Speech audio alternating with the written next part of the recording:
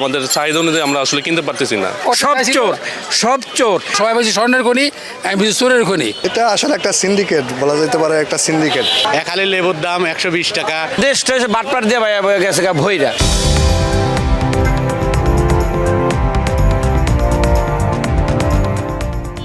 দর্শক, বাংলা এডিশনের নিয়মিত আয়োজন জনমত আপনাকে স্বাগত। আপনাদের সাথে আছি আমি ফয়সাল আহমেদ। জনমতের আজকের বিষয়, প্রতি বছর রমজান আসার আগেই বলা হয় নিত্য প্রয়োজনীয় জিনিসপত্র সাধারণ মানুষের হাতের নাগালে থাকবে, কিন্তু বাস্তবে দেখা যায় তার চিত্র সম্পূর্ণ উল্টো। দ্রব্যমূল্যের ঊর্ধ্বগতি নিয়ে সাধারণ জনগণ কি বলছে, চলুন জানা যাক। দেশটা এসে বাটপাট দিয়ে ভাইয়া বয়ে গেছে ভইরা। যে যেমনি পারে সেমনি লুটপাট করে খায়, আগেও খাইছে এখনও খাইব। এখন নতুন যে সরকার আসে উনি যদি একটু চেষ্টা করে যদি একটু কমাইতে পারে, কারণ যারা গেছে খাইয়া লয় পলাই গেছে, কারণ বাটপাট তো ভালো হইব না। এই জন্যই দেশের জিনিসপাতির দাম কমে না ভাইয়া। যদি কমে তাহলে ভালো লোক লাগবে, ভালো লোক যদি এখন আসছে যদি ভালো কিছু করে তাহলে যদি কমে, এছাড়া তো পসিবল না। আমরা চাই হচ্ছে ভাই সবসময় সাধারণ জনগণ একটু কম দামে খাবারগুলো কিনবে, জিনিসপাতির দাম কমবে, যে কোনো জায়গায় তারা একটু ওই যে চাঁদাবাজি মান্দাবাজি কমাবে, যে কোনো জায়গায় দুর্নীতিগুলো একটু কমাবে, কারণ বাংলাদেশের সব সেক্টরে দুর্নীতি দিয়ে ভরা। এই দুর্নীতিগুলোর যদি একটু মেনটেন করে তাইলে আমাদের শান্তি। এছাড়া আমাদের আর তার কাছে কী চাইবো, আমাদের তো লাখ লাখ কোটি কোটি টাকা দিবে না, তারা বস্তা করে না নিয়ে জনগণকে একটু খাওয়া, সাধারণ জনগণগুলোকে একটু শান্তি দেখ। কারণ টাকা পয়সা তো বস্তা করে ব্যাংক বেড়া পাচার না করে এই জনগণরা একটু দেখ যে এই যে অর্থ আগে তো মানুষে ভর্তুকি দিত যে কোনো জিনিসে, এখন তো আর ভর্তুকি দেয় না। একটু ভর্তুকি দেও আমাদের জন্য, বস্তা করে পাচার করে লাভ কি? আমাদের দেশে একটু আমাদের সাধারণ জনগণগুলার একটু খাইতে দেখ, কেন চুরি চামারি করে বাটপারি করে বাটপারগুলার দেশের থেকে বিদায় করে একটু ভালো করে দিয়ে আমাদের একটু বাঁচায় দেখ, যে আমাদের একটু বাঁচতে দেখ, জিনিসপাতির দাম কমায় দেখ। যেখানে 1 কেজি টমাটোমের দাম হচ্ছে 150 টাকা 200 টাকা, লেবুর দাম এক আলি 120 টাকা 150 টাকা, তাহলে এই দেশে আপনি কি আশা করবেন? কয় টাকা ইনকাম করে খায় মানুষের বেতন কয় টাকা?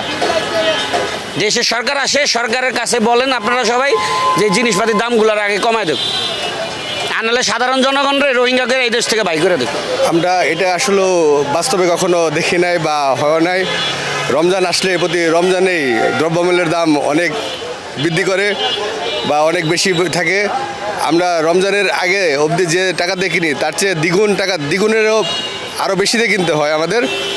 যেমন আমরা শসা, টমেটো, লেবু রমজানের আগে কিনি 20 টাকা হালি, এখন আমাদের দেখা যায় 100 টাকা হালি লেবু কিনতে হয়। শসা 120 টাকা এখন কিনতে হয়, এর আগে 40 টাকা 60 টাকা কেজি আমরা শসা খাইছি।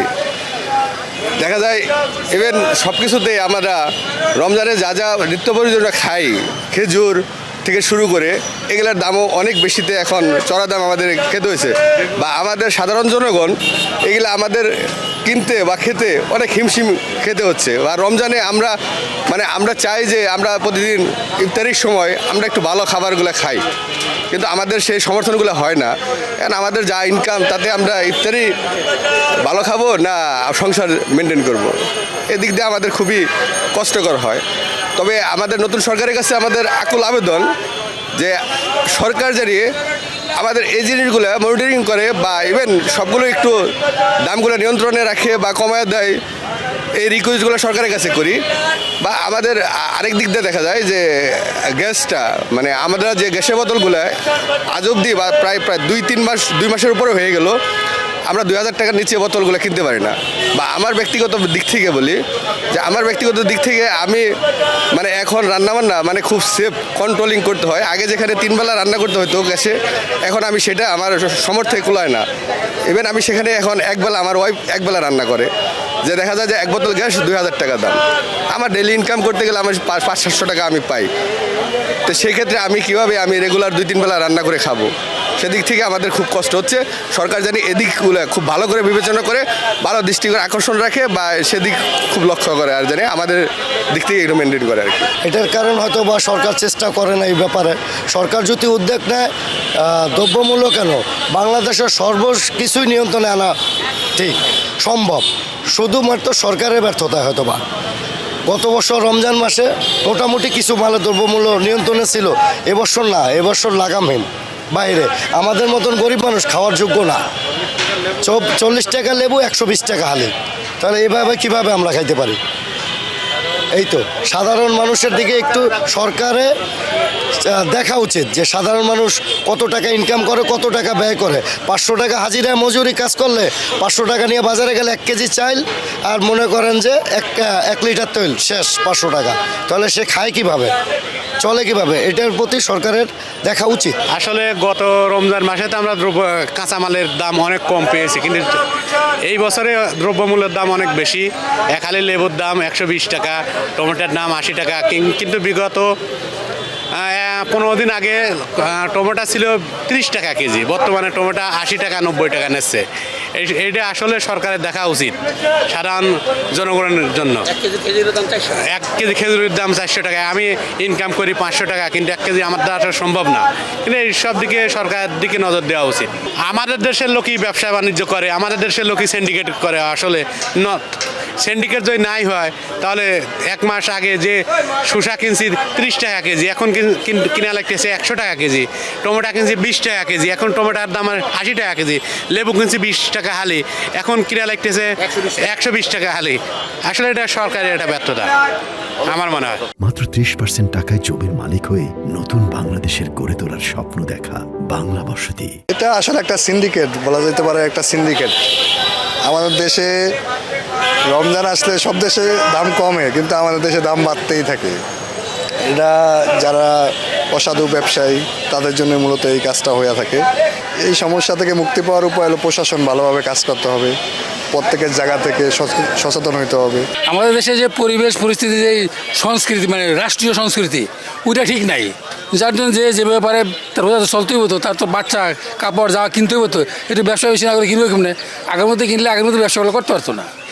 এইটা হলো মেন। আগে রাষ্ট্র সংস্কার করেন, হ্যাঁ, নিয়ন্ত্রণ, বাজার নিয়ন্ত্রণ করেন, তাহলে সবই ঠিক হয়ে যাবে। রাষ্ট্রে যারা আছে এরা কি ভালো মানুষ নাকি? ভালো মানুষ রাষ্ট্র ক্ষমতা যায় না। আগে যাইতো, আগে রাজনীতি যারা করতো এরা রাজনীতি ছিল, এরা বাড়ি গাড়ি করতো না। মানে এমপি হয় মানে কোটি কোটি টাকার ব্যবসা। তো এরা এই কামই করবে। যে দেশের মানুষ এরকম সেইভাবে চলতে কিছু করার না। এটা আগে রাষ্ট্র ঠিক করেন, আগে রাষ্ট্রের জন্য কথা বলেন। আগে রাষ্ট্র যারা চালায় এরা ভালো হয় না, এই দোয়া করেন। আগে দোয়া করতে হবে, দেশের জন্য দোয়া করতে হবে যে আমার দেশের সার্বিক পরিস্থিতি ভালো করো, এই জন্য দোয়া করতে হবে। এছাড়া কোনো উপায় নাই। যিনি রাষ্ট্র ক্ষমতায় থাকেন উনি ভালো হইলে বা ওনার সঙ্গপাঙ্গরা ভালো হইলে আস্তে আস্তে সব স্থিতিশীল হয়। এটা চোরের দেশ। যিনি তেজ তৈরি করে উনি, আমি সবাই বলছি স্বর্ণের খনি, আমি বলছি চোরের খনি। এই চুরি রয়ে গেছে, ভালো হইতে নেই। আর আমাদের চারিত্রিক, এটা আমাদের চারিত্রিক বৈশিষ্ট্য, এটা চারিত্রিক বৈশিষ্ট্য।